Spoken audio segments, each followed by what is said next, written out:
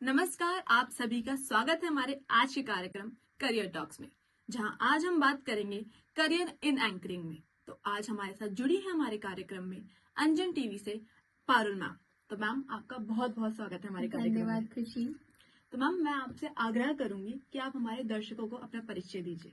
तो मेरा नाम पारुल है और मैं फिलहाल अंजन टीवी के बोले यंगिस्तान का एक शो है उसमें एंकरिंग कर रही हूँ और फिलहाल हम सीजन 2 के शूट के लिए यहाँ पर आए हैं। मैम, मेरा आपसे पहला सवाल ये है कि आपकी जर्नी की एंकर बनने की जर्नी की स्टार्टिंग कैसे हुई? मेरी एंकर बनने की जर्नी नहीं थी, एक्चुअली मेरी शुरुआत हुई थी मैंने भी आप ही की तरह जर्नलिज्म का कोर्स करा था एक अच्छे खासे रिनाउंड कॉलेज से। और ये स्टार्ट हुआ था मेरा as a short film assistant director. तो मैंने as a short film assistant director काम किया था और वहाँ मैंने छोटी छोटी शॉर्ट फिल्म्स डायरेक्ट करी थी, और वो भी कोविड के टाइम पे जो बहुत डिफिकल्ट था फिजिकली जाकर शूट करना। तो हम लोग वर्चुअली शूट करते थे और मैं अपने घर से कोऑर्डिनेट करती थी। तो कुछ एक्टर्स हमारे बॉम्बे में होते थे, कुछ पंजाब में होते थे। तो हम लोग ऑन कॉल जूम्स पे अटेंड करते थे, स्क्रिप्ट्स देते थे और एक शॉट वहां से मंगवाना, एक शॉट यहाँ से मंगवाना, वॉइस ओवर्स करना। तो ऐसे मेरी जर्नी स्टार्ट हुई थी। तो मैंने बीइंग अ डायरेक्टर थोड़ा एक्सप्लोर करा। Then I move into digital marketing. मैं डिजिटल मार्केटिंग में गई, वहां मैंने हमारा सोशल मीडिया एक्सप्लोर करा। वहां पर क्या क्या हो रहा है, इन्फ्लुएंसर्स जो आजकल हो रहे हैं उनको मैंने जाना, उनसे मार्केटिंग करवाई, उनसे एंकरिंग करवाई मैंने। और फिर कहीं ना कहीं एक टाइम आया, एक्चुअली एक बहुत ही अच्छे एंकर हैं, उनको मैं जानती हूँ पर्सनली। तो उन्होंने एक दिन मुझसे अचानक आके ऐसे बोल दिया कि पारुल, तुम्हारी आवाज में ना थोड़ी खनक है, तो तुम्हें एंकरिंग ट्राई करनी चाहिए। और मुझे बचपन से बहुत डर लगता है एंकरिंग से, मुझे स्टेज फियर था, मुझे कैमरा फियर था, सब कुछ था। पर मैंने ट्राई करा। तो अब ट्राई करते करते चल रहा है। हम आज एंकरिंग की बात कर रहे हैं, तो मैम मेरा सवाल आपसे ये है कि एंकरिंग में वो कौन सी स्किल्स होती है जो आपको एक अच्छा एंकर बनाती है? मैंने आपको बोला ना, जैसे स्टेज फियर था, मुझे डर था। तो इनिशियली कॉलेज डेज में भी मुझे बहुत फियर था, मैं अपने स्टूडियोज में नहीं जाती थी।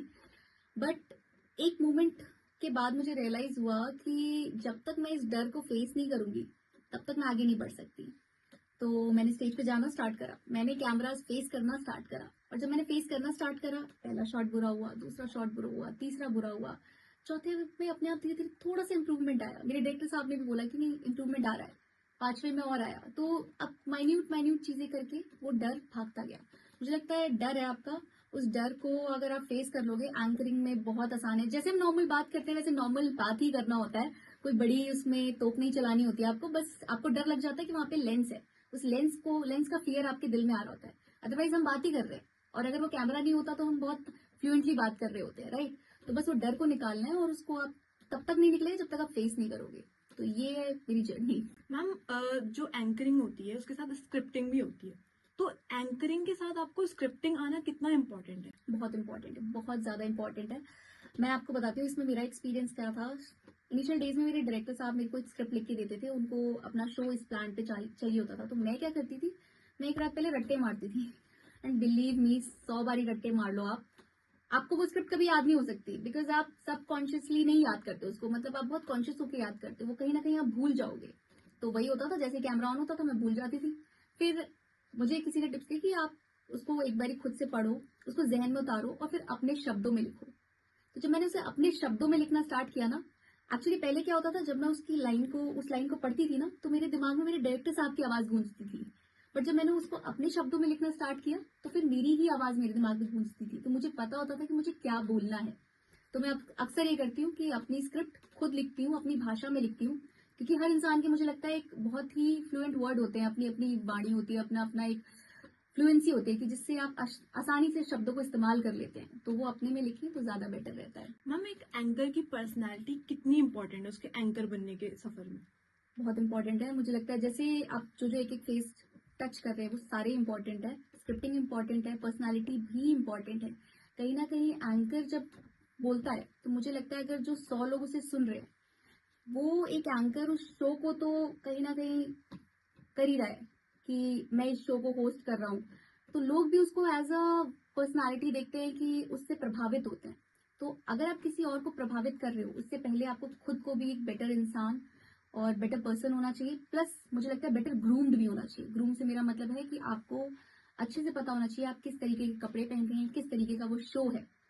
ठीक है, तो वो होना बहुत ज़रूरी है और वो भी समय लगता है लेकिन हो जाता है, आपको आ जाता है कि आपको कैसे तैयार होना है। मैम जो युवा अपना एंकरिंग में करियर देख रहे हैं, तो जो आपने बताया कि सेल्फ ग्रूमिंग, तो मैम वो खुद सेल्फ ग्रूमिंग कैसे करे, कोई टिप्स? आजकल तो बहुत आसान है, आजकल इंटरनेट का ज़माना है, आप आराम से यूट्यूब खोलिए और बहुत सी वीडियोस भी मिल जाती हैं। और सेल्फ ग्रूमिंग पे तो मुझे लगता है मेकअप आर्टिस्ट और फैशन इन्फ्लुएंसर्स बहुत हैं। बट आपको ये डिसाइड करना है कि आप कौन से शो को होस्ट कर रहे हैं। वो कोई रिलीजन वाला शो है, वो कोई यंग शो है, या कल्चरल। वो कोई स्टूडियो में सेटअप हो रहा है। अब जैसे मैं आपको फॉर एग्जांपल बताऊं, जब हम बाहर शूट करते हैं तो हमारा मेकअप डाउन होता है। जब हम स्टूडियो में शूट कर रहे होते हैं तो मेकअप थोड़ा हाई होता है। तो वो छोटी छोटी चीजें आपको सीखनी पड़ेंगी। अब मैं आपको बताऊं, बीइंग एन एंकर मुझे मेकअप आर्टिस्ट के साथ काम करना होता है।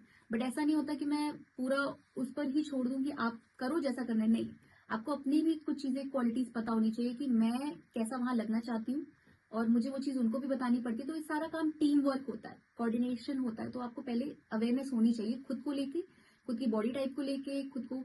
ये कोई मैं इसलिए नहीं बोल रही हूँ कि आप अपने आप को जज करें, नहीं। हर इंसान बेहतर बनना चाहता है।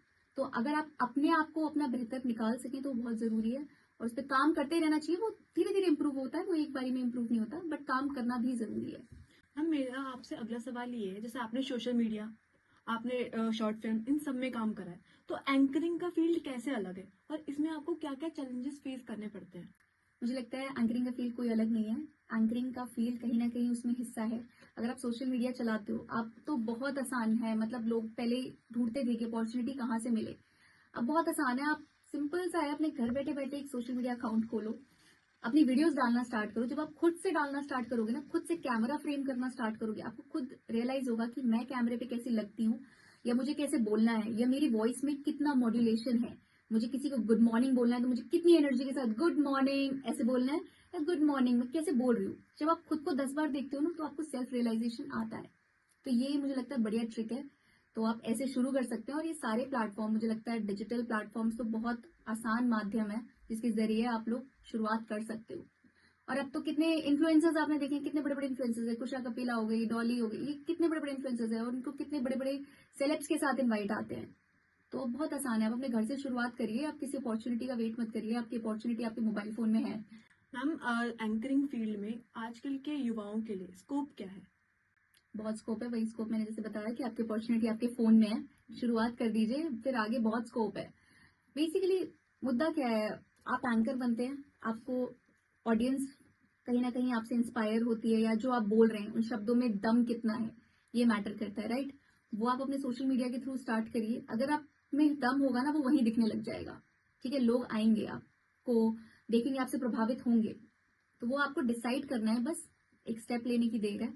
मैम जाते जाते बस मैं आपसे यही अनुरोध है कि आप हमारे जो दर्शक हैं, अपना करियर देख रहे हैं एंकरिंग में, उनको कोई मैसेज या कुछ टिप्स देना चाहें।